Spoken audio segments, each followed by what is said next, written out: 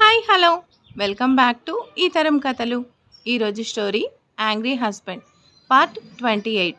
కథను రచించిన వారు సుజాత గారు, వాయిస్ ఓవర్ శ్వేత.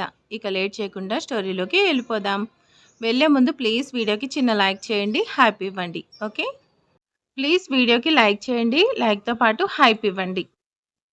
దానికి ఒళ్ళంతా దురద గుండాకు రాసి దాని మీద ఉప్పు కారం అద్ది ఫినాయిల్తో కడిగేస్తాను. చీ యాక్ అంటాడు జై. నేను ఇంతగా అరుస్తుంటే నువ్వు మాత్రం నవ్వుతూ ఉంటావేంటి అని గొంతేసుకొని పెద్ద పెద్దగా అరుస్తూ ఉంది. కానీ పాపం దక్ష పాపకి అసలు విషయం అర్థం కావట్లేదు. జై మాత్రం ఫోన్ పట్టుకొని వీడియో తీస్తూ అలాగే నవ్వుతూ ఉన్నాడు. నేను మాట్లాడుతూ ఉంటే సమాధానం చెప్పకుండా నవ్వుతూ ఏంటి అని జై 2 చేతులు పట్టుకొని ఊపుతూ అడుగుతుంది.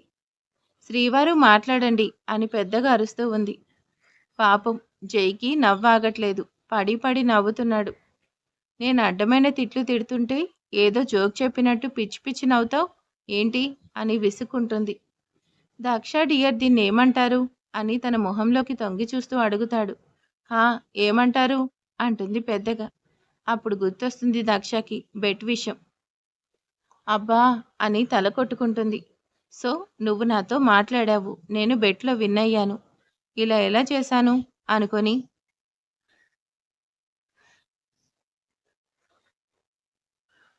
నోట్లో వేలు పెట్టుకుని కొరుక్కుంటుంది. జై గురించి తెలుసు కదా, ఎంతమంది అమ్మాయిలు రిజెక్ట్ చేశాడు. ఫైనల్గా నన్నోకే చేశాడు. తను ఎలాంటి వాడనేది తెలిసితే కూడా నేనెందుకు ఇంత ఆవేశపడ్డాను. ఇంకొక అమ్మాయితో కలిసి బయటికి వెళ్తున్నాడనే విషయం అసలు ఎలా నమ్మను. ఒప్పుకోండి మేడం, ఓడిపోయారని అని కవ్విస్తూ మాట్లాడతాడు. నేను మాట్లాడలేదు అంటుంది. నాకు తెలుసు నువ్వు ఇలాగే అంటావని. అందుకే నీ పర్ఫార్మెన్స్ అనే సినిమా మొత్తం వీడియో అంటే నువ్వు ఫోన్లో ఎవరితోనూ డేట్కి వెళ్తాను అన్నావు కదా. ఆ కోపంలో వెంటనే ఫోన్ ఆన్ చేసి కాల్ లిఫ్ట్ చూపిస్తాడు. అది కంపెనీ కాల్. అది చూడగానే దక్ష ఏడుపు మొహం పెట్టుకొని అంటే అది అని తెలియక అదంతా నాకు తెలియదు. నువ్వు నాతో మాట్లాడినట్టే కదా, ఒప్పుకో డియర్ బుగ్గలాగి చెప్తాడు. దక్ష ఓడిపోయానని ఒప్పుకోవడానికి రెడీగా లేదు. హలో హలో ఆపుతారా, నేనేమీ మీతో మాట్లాడలేదు చేతులు తిప్పుతూ చెప్తుంది. మరి దీన్నేమంటారు అని ఫోన్ చూపిస్తూ అడుగుతాడు. దాన్ని పోట్లాడడం అంటారు. తమరు వేరు. దాంతో దాంతో షికార్లు కొడుతూ ఉంటే నేను చూస్తూ ఉండాలి. అందుకే పోట్లాడాను. ఇందులో తప్పేంటి. అసలు ఎలా చేయకపోతే మీ అబ్బాయిలు మాట వింటారా. మాట్లాడవు అంటే ఒప్పుకోను అంతేనా. నేను మాట్లాడలేదు శివారు, గొడవ పడ్డాను, నేను ఒప్పుకోను. లేదు, నువ్వు నాతో మాట్లాడావు, నీతో మాట్లాడలేదు. ఓకే, మనలో మనకి గొడవెందుకు. హాల్లోకి అందరినీ పిలిచి ఈ వీడియో చూపిస్తాను. అప్పుడు నువ్వు నాతో మాట్లాడావు లేదో వాళ్లే చెప్తారు. ఏమంటావు అని అల్లరిగా నవ్వుతూ కళ్ళెగరేస్తాడు. మాట వినగానే దక్ష గుండె గుబేలుమంటుంది. ఆ పని మాత్రం చేయకండి శ్రీవారు. అసలు ఇంట్లో అందరికీ నేనంటే చాలా ఇష్టం. నన్ను ఇలా చూస్తే బాగోదు కదా అని ఎవరికీ చూపించకండి. దగ్గరికొచ్చి గడ్డం పట్టుకొని అడుగుతుంది. అయితే ఓడిపోయినా నొప్పుకో, మాట్లాడవని చెప్పు. అప్పుడు నీ పర్ఫార్మెన్స్ ఎవరికి చూపించకుండా ఉంటాను. నేను మాట్లాడలేదు. ఓకే, అయితే ఇదంతా తాతగారికి చూపించి అడుగుతాను. అయితే ఆయనే సమన్యాయం చేస్తారు కదా అని 2 అడుగులు ముందుకు వేస్తాడు జై.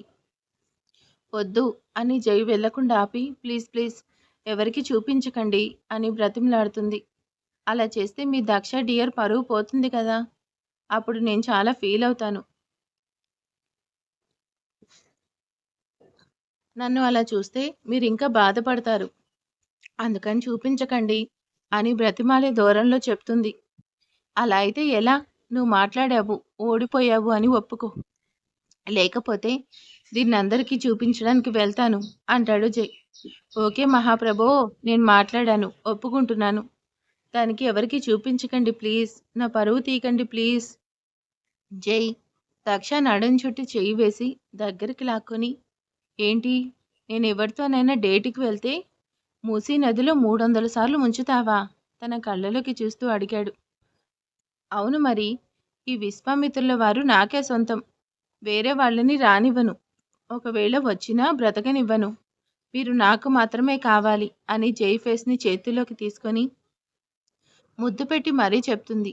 తన గురించి ప్రేమగా అలా మాట్లాడుతుంటే విశ్వామిత్ర అనే మాటను పెద్దగా పట్టించుకోడు జై. అబ్బో! చాలా ప్రేముంది అని పెదాలతో దక్ష బుగ్గ మీద రబ్ చేస్తూ ఉంటాడు. దక్ష మెల్లగా మూలుగుతూ జైకి సహకరిస్తూ తనని ప్రేమలోకంలోకి తీసుకువెళ్తూ జై చేతిలో నుంచి ఫోన్ కూడా మెల్లిమెల్లిగా లాక్కుంటూ ఉంటుంది. ప్రేమ పారవేశంలో మునిగి ఉన్న జై దక్ష తన ఫోన్ తీసుకుంటుందనే విషయాన్ని గమనించడు. తనను గట్టిగా కౌగిలించుకొని మెడ మీద ముద్దు పెట్టుకుంటాడు. గుండె జల్లుమంటుంది దక్షకి. ఏంటి శ్రీవారు, మంచి మూడ్లో ఉన్నారు? అవును మరి, నేను బెట్లో విన్ అయ్యాను కదా, ఇక నా ఇష్టం. నేనేం చేసినా ఏం చెప్పినా నువ్వు కాదు అనకూడదు. హలో హలో శ్రీవారు, కొంచెం ఆపుతారా అంటూ దూరం జరుగుతుంది. నా దగ్గర నుంచి తప్పించుకుని వెళ్ళడం నీ వల్ల కాదు అని మళ్ళీ దగ్గరికి లాక్కొని, ఏం చెప్పినా ఇలాగే చెప్పు డియర్ అని గట్టిగా వాటేసుకొని చెప్తాడు. శ్రీవారు, మీరు విన్ అయ్యారు, ఓకే, నేను కూడా ఒప్పుకున్నాను కదా. కానీ ఓడిపోయిన వాళ్ళు ఏం చేయాలో మీరు బెట్ వేసినప్పుడు ఏం చెప్పలేదే. జై టక్కున దక్షాన్ని వదిలిపెట్టి, అవునా, ఏం చెప్పలేదా అని ఆ రోజు జరిగింది గుర్తు చేసుకుంటాడు. గుర్తొచ్చింది కదా శ్రీవారు, మీరేం చెప్పలేదు, మనం బెట్ వేసుకున్నాం అంతే. ఓడిపోయిన వాళ్ళు ఇది చెయ్యాలి, గెలిచిన వాళ్ళు అది చెయ్యాలి అనే టాపిక్ మన మధ్య రాలేదు అంటూ సున్నితంగా విడిపించుకుంటూ ఉంటుంది. ఆ రోజు ఏం చెప్పకపోతే ఏంటి, ఇప్పుడు చెప్తున్నాను కదా, నేను గెలిచాను కాబట్టి నేను చెప్పింది చేయాల్సిందే. ఆ రోజు మనం ఏం అనుకోలేదు కాబట్టి మీరు చెప్పింది చేయాల్సిన పని లేదు, నేను చెయ్యను అంటుంది దక్ష. మర్యాదగా నేను చెప్పింది చెయ్యి, లేకపోతే నీ పర్ఫార్మెన్స్ మొత్తం హాల్లో ఉన్న టీవీలో టెలికాస్ట్ అవుతుంది అంటారు కొంచెం బెదిరిస్తూ. అబ్బచా, ఏంటి బెదిరిస్తున్నారా, తమరికి చేతనైతే చేసుకోండి, అస్సలు భయపడను. ఎక్కడుంది మిసెస్ జై అని గర్వంగా చెప్తుంది. దా వచ్చి గట్టిగా హత్తుకొని ఇక్కడ ముద్దు పెట్టు అని పెదాల మీద చేపెట్టి చూపిస్తాడు. పెట్టకపోతే ఏం చేస్తారు, ఫైనల్గా చెప్తున్నాను, నీ పర్ఫార్మెన్స్ మొత్తం అందరికీ చూపిస్తాను అని బెదిరిస్తాడు. మీకు చేతనైంది చేసుకోండి, నేను మాత్రం మీరు చెప్పింది చేయను. ఫైనల్గా అడుగుతున్నాను, ముద్దు పెట్టు. నేను కూడా ఫైనల్గా చెప్తున్నాను, పెట్టను. ఏదో ఒక ఛాన్స్ ఇద్దామనుకున్నాను, అస్సలు వినట్లేదు కదా. ఇప్పుడే అందరికీ చూపిస్తాను అని పాకెట్లో చేయి పెట్టుకుంటాడు. తన ఫోన్ చేతికి తగలదు. 1-2 సార్లు చెక్ చేస్తాడు. ఫోన్ కనిపించదు. చిన్నగా విజిల్ వినపడుతుంది. దక్ష ఫోన్ పట్టుకొని ఊపుతూ, దీన్నే చూపించి నన్ను బెదిరిస్తారు కదా. దక్ష మర్యాదగా ఫోన్ ఇవ్వు. నేను ఇవ్వను శ్రీవారు. జై ఫాస్ట్గా వచ్చి తనని పట్టుకోవడానికి ట్రై చేస్తాడు. దక్ష కూడా ఫాస్ట్గా రియాక్ట్ అయ్యి తనకి దొరకకుండా తప్పించుకొని బయటకు వెళ్తుంది. హాల్లో సోఫా చుట్టూ తిరుగుతుంది. దక్ష వెనకాల జై నవ్వుతూ, మర్యాదగా ఫోన్ ఇవ్వు అని అంటూ ఉంటాడు. జై అలా నవ్వుతూ సరదాగా ఉండడం చూసి ఇంట్లో వాళ్ళు కూడా ఆశ్చర్యపడతారు. జై దక్ష చేయి పట్టుకొని ఫోన్ తీసుకోవడానికి ట్రై చేస్తాడు.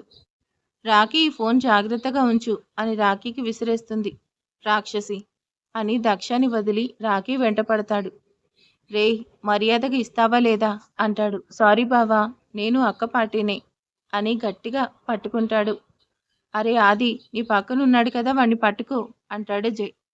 రాఖీని పట్టుకొని ఫోన్ లాక్కోవడానికి ట్రై చేస్తాడు ఆది.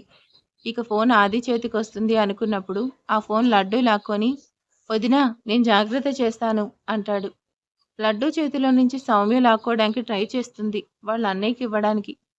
లడ్డు వెంటనే రమ్యకి విసిరేస్తాడు. అలా దక్ష, రమ్య, రాఖీ, లడ్డు ఒక సైడ్, జై, ఆది, ఐశ్వర్య, సౌమ్య ఒక వైపు ఉండి ఫోన్ ఒక చేతిలో నుంచి ఒకళ్ళు లాక్కుంటూ ఒకరికి దొరకకుండా ఒకళ్ళు విసిరేస్తూ ఉంటారు. ఐశ్వర్య చేతికి వస్తుంది. ఐశ్వర్య దగ్గరికి రాగానే తను ఆదికి, ఆది సౌమ్యకి, సౌమ్య జైకి ఇలా ఒకరినొకరు మార్చుకుంటూ ఆట పట్టించుకుంటూ ఉంటారు. చివరికి విశ్వామిత్రుల వారి చేతికి ఫోన్ దొరికింది. చూసావా, నా చేతికి ఫోన్ వచ్చింది అని దక్ష వైపు ఫోన్ చూపించి మరీ చెప్తాడు. శ్రీవారు ఫోన్ ఇవ్వండి అని దగ్గరికి వచ్చి ఫోన్ తీసుకోవడానికి ట్రై చేస్తుంది. ఏం జరుగుతుంది ఇక్కడ అంటారు తాతగారు. అందరూ ఒకరిని చూసి ఒకరు నవ్వుకున్నారు. మిమ్మల్ని అడిగేది ఏం చేస్తున్నారు, లడ్డు నువ్వు చెప్పు. ఏమో తాతయ్య, అందరూ మాత్రం మా ఫోన్ కోసం గొడవ పడుతున్నారు అంటాడు. ఫోన్ తాతగారిని తీసుకొని చూస్తే నా పరిస్థితి ఏంటి అని భయపడుతుంది దక్ష. అవును, నాన్న, ఇందాకటి నుంచి అందరూ ఆ ఫోన్ కోసం గొడవ పడుతూ ఉన్నారు అంటారు వర్ధిని గారు. ఇంతకీ ఏముందిరా ఫోన్లో? చెప్పు లడ్డు. అవును, ఏముందిరా అని రాకీ వైపు చూస్తాడు. రాకీ ఆది వైపు, ఆది సౌమ్య వైపు, సౌమ్య ఐశ్వర్య వైపు, ఐశ్వర్య రమ్య వైపు, టోటల్గా అందరూ కలిసి జై దక్ష వైపు చూస్తారు. అవునన్నయ్య, ఆ ఫోన్లో ఏముంది అంటాడు ఆది. చెప్పు బావా, ఏముంది? ఇందులో ఏముందంటే అని దక్ష వైపు చూసి అంటాడు. ప్లీజ్ శ్రీవారు, ఇక్కడ టెలికాస్ట్ చేసిన పరువు తీయొద్దు అని భయంతో చేతులు నలుపుకున్నట్టు ఉంటుంది. కానీ జైకి దండం పెడుతుంది. ఇంత మంచి ఛాన్స్ ఎలా వదిలేస్తాను దక్ష అన్నట్టు సైగ చేస్తాడు జై. ఏంట్రా, ఏం మాట్లాడరు? సరే, ఆ ఫోన్లో ఏముందో నేనే చూస్తాను. జై, ఫోన్ ఇలా తీసుకురా. దక్ష తల కొట్టుకొని ఇప్పుడేం చేయాలి అని అనుకుంటూ ఉంటుంది. తాతయ్య, అది జై, నువ్వు చెప్పవు, నాకు ఎలా తెలుస్తుంది?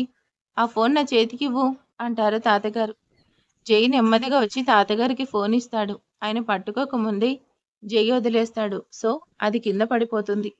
వెంటనే స్విచ్ ఆఫ్ అవుతుంది. ఏంటి జై, చూసుకోవాలి కదా?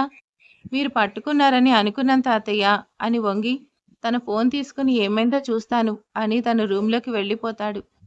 వెళ్లే ముందు దక్ష వైపు చూసి హ్యాపీనా అంటాడు. దక్ష నవ్వుతూ థ్యాంక్స్ అంటుంది. అయ్యో, ఆ ఫోన్లో ఏముందో చూడలేకపోయామే అని మిగిలిన వాళ్ళందరూ ఫీల్ అవుతారు. ఎవరో రావడంతో తాతగారు అక్కడ కూర్చొని మాట్లాడుతూ ఉంటారు.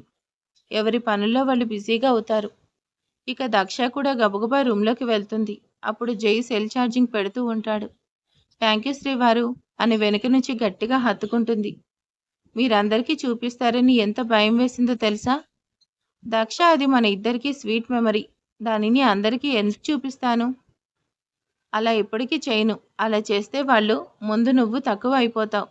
నా దక్ష డియరే, ఎవరి ముందు తక్కువ అవ్వడం నేను తట్టుకోలేను. అందుకే కావాలని ఫోన్ కింద పడేశాను. ఏంటి శ్రీవారు కాక పడుతున్నారు? ఇలాంటి సరదాలు, చిలిపి అల్లర్లు, గొడవలు అన్నీ మన మధ్యనే ఉండాలి. వేరే వాళ్ళకి తెలియడం నాకు ఇష్టం లేదు. అందుకే నీ పర్ఫార్మెన్స్ని ఎవరికి చూపించలేదు. అది నాకు మాత్రమే సొంతం డియర్. అయినా అంత జెలసీ ఏంటి నీకు? నాకేం జెలసీ లేదు అంటుంది. జెలసీ లేదులే కానీ మరి ఇందాక చేసిన దాన్ని ఏమంటారు? మా శ్రీవారి మీద ప్రేమ అంటారు. అబ్బో అబ్బో, మరీ అంత హెల్ప్ చేశాను కదా, నాకేం లేదా? ఎందుకు లేదు? ఫ్రిడ్జ్లో బోలెడంత ఐస్ క్రీమ్ ఉంది, తీసుకురానా? ఇద్దరం కలిసి తినొచ్చు కదా అంటుంది. జయ్యు కులిక్కిస్తాడు. అంటే తిని చాలా రోజులైంది కదా, తినాలనిపిస్తుంది అంటూ షర్ట్ బటన్స్ సవరిస్తూ చెప్తుంది. ఏం మాట్లాడకుండా వెళ్ళి బెడ్ మీద కూర్చుంటాడు. నాకేమీ లేదా అన్నారు కదా అని ఇస్తానుండండి అని బెడ్ మీద కూర్చున్న జైఫేస్ని చేతిలోకి తీసుకొని తన నుదిటి మీద ముద్దు పెడుతుంది. వద్దులే అన్నట్టు చూస్తాడు జై. కొంచెం కిందకొచ్చి రెండు కళ్ళ మీద ముద్దు పెడుతుంది. దీనికన్నా ముద్దు పెట్టకుండా ఉండడం బెస్ట్ అంటాడు. ఇంకొంచెం కిందకొచ్చి బుగ్గ మీద ముద్దు పెడుతుంది. ఇది కొంచెం బెస్ట్, కానీ అంత సూపర్గా ఏం లేదు. ఇంకొంచెం కిందకొచ్చి జై పేదాలను గట్టిగా కొరుకుతుంది. అబ్బా రాక్షసి, నొప్పిగా ఉంది. కానీ అంతటా నువ్వు ఇలా ముద్దు పెట్టడం మాత్రం సూపర్గా ఉంది. శ్రీవారు రోజు మీరే కదా ఇలా చేస్తారు. ఒక్కరోజు నేను చేస్తే మాత్రం ఇంత గట్టిగా అరిస్తే ఎలా చెప్పండి? నాకు నొప్పి పుట్టేలా చేసినందుకు నీకు పనిష్మెంట్ ఇవ్వాల్సిందే అని దక్షని బెడ్ మీద కూర్చోపెట్టి ప్రేమగా తన పెదవులు అందుకున్నాడు. దక్ష కూడా సంతోషంగా సహకరిస్తుంది. ఇద్దరూ అలాగే బెడ్ మీద పడుకుంటారు. జై దక్ష కళ్ళలోకి చూస్తూ ఉంటాడు. ఏంటా చూపు? అబ్బా, అలా చూడకండి శ్రీవారు. చూడకుండా సిగ్గుగా ఉంది. నాకు మాత్రం హ్యాపీగా ఉంది. లైఫ్ అంతా హ్యాపీగా ఉంటుందని నాకు తెలియదు దక్ష. పొద్దున్నే లేవటం, ఆఫీస్కి వెళ్ళటం, రావటం, ఇంటికి రాగానే ఆఫీస్ వర్క్ చేసుకోవడం, ఇది తప్ప నా లైఫ్లో కొత్తగా ఏం లేదు. నువ్వు వచ్చిన తర్వాత కలర్ఫుల్గా కనిపిస్తుంది. బోలెడని హ్యాపీ మూమెంట్స్ని ఎంజాయ్ చేస్తున్నాను. బాల్కనీలోకి వెళ్దాం అని ఇద్దరూ అక్కడికి వెళ్ళి ఉయ్యాల్లో కూర్చొని ఉంటారు. దక్ష జై భుజం మీద పడుకుంది. జై దక్ష భుజం చుట్టూ చేయి వేసి పట్టుకున్నాడు. వారంలో ఒక్కరోజైనా ఇలా మనమిద్దరం 1 గంట టైం స్పెండ్ చేయాలి. అది ఇది బయటకు వెళ్ళినా పర్వాలేదు. ఇంట్లో అయినా మన రూమ్లో అయినా ఇలా బాల్కనీలో అయినా పర్వాలేదు. అలాగే శ్రీవారు, నీకు ఎలా నచ్చితే అలాగే చేద్దాం. ఇంట్లో అందరూ చాలా హ్యాపీగా ఉన్నారు శ్రీవారు. చూశారు కదా పెద్దమ్మగారు ఎంత సంతోషంగా ఉన్నారో. అవును, నువ్వు చెప్పింది నిజమే డియర్. అత్తయ్య మనసులో ఏదో ఒక మూల అనుమానం ఉంది. ఈ రోజుతో అదంతా పోయింది. దక్ష జైవడిలో పడుకొని ఇద్దరు చాలాసేపు మాట్లాడుకుంటూ, చిలిపిగా సరదాగా మాట్లాడుకుంటూ రూంలోకి వెళ్లకుండా అక్కడే నిద్రపోతారు. లేలేత సూర్యకిరణాలు మొహం మీద పడడంతో ఇద్దరికీ మెలకు వస్తుంది. షర్ట్ వేసుకో. రాత్రంతా ఇక్కడే ఉన్నామా అనుకుంటూ లోపలికి వెళ్ళి కొద్దిగా లేట్ అవ్వడంతో ఫాస్ట్గా ఫ్రెష్ అయి వెళ్ళిపోతాడు జై. అలా రోజులు అన్నీ చాలా సంతోషంగా గడిచిపోతున్నాయి. ఒకరోజు జై ఈవినింగ్ ఇంటికి రాగానే దక్ష అని గట్టిగా అరుస్తాడు. దక్షతో పాటు ఇంట్లోనే అందరూ ఉండడంతో ఆ అరుపుకి అందరూ బయటకు వస్తారు. ఏమైంది శ్రీవారు అని ఫాస్ట్గా కిందకొచ్చి జై ఫేస్లో సీరియస్నెస్ చూసి మెల్లిగా ఒక్కో అడుగు వేస్తూ వస్తుంది. ఏమైంది? ఇక అంతకు మించి అడగలేకపోతుంది. జై వైపు చూసి ఏమైందో నిజంగా నీకు తెలీదా? ఏమైంది? నాకేం తెలీదు. వీడు దేని గురించి మాట్లాడుతున్నారో? తన సెల్లో ఒక వీడియో ఆన్ చేసి తన చేతికిస్తాడు. అందులో దాక్ష ఒక అబ్బాయిని హక్ చేసుకుని ఉంటుంది. అది చూడగానే తనకు తెలియకుండానే ఫోన్ కింద పడింది. రమ్య గబగబా వచ్చి ఆ ఫోన్ తీసుకుని ఏముందో చూస్తుంది. మిగిలిన వాళ్ళందరూ తన చుట్టూ చేరతారు. ఇంకొక వీడియోలో వర్షంలో దక్షతో పాటు ఇంకొక అబ్బాయి ఇద్దరు కలిసి డాన్స్ చేస్తూ ఉంటారు. ఇద్దరు చాలా క్లోజ్గా ఉంటారు. అసలు వాళ్ళిద్దరి మధ్య ఏదో ఉంది అన్నట్టు. ఆ వీడియో చూసిన తర్వాత అందరూ దక్ష వైపు చూస్తుంటే ఆ చూపులు తనకి చాలా ఇబ్బందిగా అనిపిస్తాయి. తాతగారు కూడా వీడియో చూస్తారు. బిజినెస్ మ్యాన్ జై వైఫ్ తన బాయ్ ఫ్రెండ్తో ఎంజాయ్ చేస్తున్న సీన్స్ అని క్యాప్షన్ పెట్టి మరీ ఆ వీడియో రిలీజ్ చేశారు. జై 2 అడుగులు ముందుకొస్తాడు. దక్ష భయంతో వెనక్కి జరుగుతూ ఉంటుంది. కోపంగా ఏదో అనబోతుంటే జై అని గట్టిగా అరుస్తారు తాతగారు. ఇలాంటి వీడియోస్ మనం నమ్మకూడదు. ఇదంతా ఫేక్ అయి కూడా ఉండొచ్చు కదా. అన్నయ్య నిన్ను బిజినెస్లో దెబ్బ కొట్టలేక ఎవరో ఇలాంటి చీప్ ట్రిక్స్ ప్లే చేసి ఉంటారు. నీ పరువు తీయడానికి ఇలాంటివి చేశారేమో. ఇవన్నీ నమ్మకూడదు అని ఆది అంటాడు. అవును బావా, ఎవరో మీ ఇద్దరిని ఇబ్బంది పెట్టడానికి ఇలా చేసుంటారు అని అందరూ అలాగే మాట్లాడతారు. ఇంట్లో వాళ్ళందరూ వైపు సీరియస్గా చూస్తాడు. అందరూ సైలెంట్ అవుతారు. అతనికి తెలుసా అని అంతే సీరియస్గా తన కళ్ళలోకి చూస్తూ అడుగుతాడు. అందరి మధ్యలో దోషిలా కళ్ళ నీళ్లతో నిలబడి ఉంటుంది దక్ష. మళ్ళీ అడుగుతున్నాను చెప్పు, అతనికి తెలుసా? తెలుసు అని చెప్పు దక్ష. అందరూ ఒక్కసారిగా అటువైపు తిరుగుతారు. అక్కడ చంద్రశేఖర్, అరుణ, శ్రేష్ఠ ముగ్గురు ఉంటారు. నేను నిజమే చెప్తున్నాను అల్లుడు గారు. అతను మా ఇంటికి కొంచెం దూరంలో డాబా మీద ఒక పోర్షన్లో రెంట్కి ఉండేవాడు. బ్యాచిలర్స్కి రూమ్ ఇవ్వకూడదు అని ఒక ఇంటి ఓనర్కి చెప్పినా కానీ అతను వినలేదు. ఒకరోజు అతను మా ఇంటికి వచ్చి నాకు పూణే నుంచి మంచి జాబ్ వచ్చింది, నెలకు ₹1,00,000 శాలరీ, పెద్దమ్మాయి దక్షని పెళ్లి చేసుకుంటానని అడిగాడు. ఆ మాటకి జై దక్ష వైపు తిరిగి చూస్తాడు. కానీ తను ఇందాకట్లానే ఉంది. ఆ తర్వాత ఏమైంది అంకుల్ అంటాడు లడ్డు. ఇంకా తను చదువు పూర్తి కాలేదు. ఆ తర్వాత తను మంచి జాబ్ చేయాలనుకుంటుంది. అప్పటి వరకు తను పెళ్లి చేసే ఉద్దేశం నాకు లేదు అని చెప్పాను. ఒకసారి ఆలోచించండి నా గురించి అని రిక్వెస్ట్ చేశాడు. దయచేసి నువ్వు వెళ్ళిపో బాబు, తన చదువు కూడా పూర్తి కాకుండా పెళ్ళేంటి అని సున్నితంగా తిరస్కరించారు. నిజానికి ఈ విషయం నాకు నా భార్యకు మాత్రమే తెలుసు. మా పిల్లలిద్దరికీ తెలియదు. నిజం చెప్తున్నాను అల్లుడు గారు. దక్షకి ఏమీ తెలీదు. 2-3 సార్లు క్యాజువల్గా కాలనీలో కలిసి మాట్లాడుకున్నాడు తప్ప ఇదంతా నిజం కాదు. జై ఏం మాట్లాడకుండా దక్ష వైపు సీరియస్గా చూసి తన రూంలోకి వెళ్ళిపోతాడు. అరుణ గబగబా కూతురు దగ్గరికి వస్తుంది. నాకేమీ తెలీదమ్మా, గట్టిగా హత్తుకొని ఏడుస్తుంది. ఊరుకో తల్లి, నా కూతురు ఎప్పుడు అలాంటి పని చేయదు అని సోఫాలో కూర్చొని దక్షని పెట్టుకుని ఓదారుస్తూ ఉంటుంది. దక్ష అలా చూస్తుంటే గుండె తరుక్కుపోతుంది తాతగారికి. అక్కడున్న అందరూ కూడా దక్ష వైపు జాలిగా చూస్తూ ఉంటారు. తనని తప్పు చేసినట్టు అందరూ అలా చూస్తుంటే ఇబ్బందిగా అనిపిస్తుంది దక్షకి. కానీ ఎవరు కూడా పైన రూంలోకి వెళ్ళి జైని కన్విన్స్ చేసే ప్రయత్నం మాత్రం చేయలేదు. అసలు తన మూడ్ ఎలా ఉందో కూడా అర్థం కావట్లేదు. కొద్దిసేపటి తర్వాత జై కిందకు వస్తాడు. దక్ష వాళ్ళ అమ్మగారు ఒడిలో నుంచి లేచి నిలబడుతుంది. అది కాదురా అని తాతగారు ఏదో చెప్పబోతుంటే, తాతయ్య ప్లీజ్, ఇది మా ఇద్దరికి సంబంధించింది, మేము చూసుకుంటాం, మీరెవ్వరూ ఇన్వాల్వ్ అవ్వకండి, ఉంటే బాగుంటుంది అని ఇంకొంచెం గట్టిగానే చెప్తాడు. తాతగారు ఇంకేం మాట్లాడకుండా మౌనంగా ఉంటారు. తాతగారిని అలా అంటే ఇంక మిగిలిన వాళ్ళు కూడా అయితే కొడతాడని ఎవరు ఏం మాట్లాడరు.